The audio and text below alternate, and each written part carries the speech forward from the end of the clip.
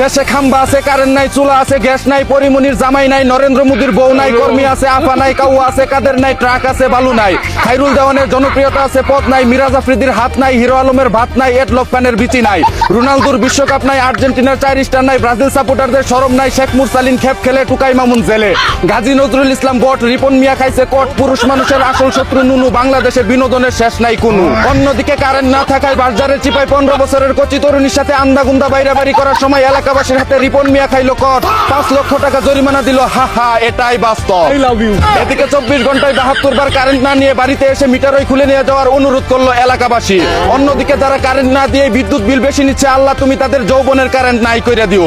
এদিকে সপ্তাহে 7 দিনের মধ্যে 2 দিন মানুষ কটকায়, 2 দিন টুকাই মামুন বউ পিটায়, 2 দিন দেশে আন্দোলন চলে, আর বাকি একদিন শুক্রবার সবাই ছুটিতে থাকে। অন্যদিকে 27 বছর বয়সে 27 বার বিয়ে করে 27 বারও ডিভোর্স দিয়ে সফল কাবিন ব্যবসায়ী হিসেবে গিনেস ওয়ার্ল্ড বুকে নাম লেখালেন তনামিকা নামের এক ভুসকি মাতারি।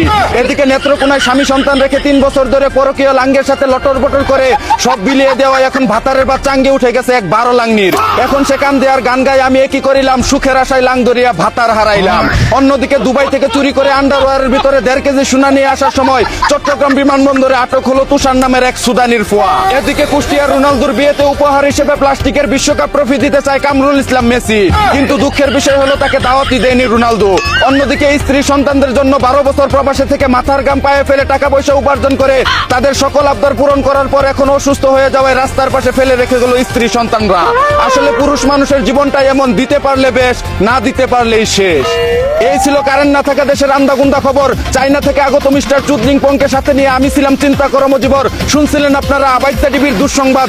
এতক্ষণ সাথে থাকার জন্য ধন্যবাদ। ভিডিওটি ভালো লাগলে উড়াদুরা শেয়ার করে দিন। বিনোদনকে বিনোদন হিসাবে দেখুন।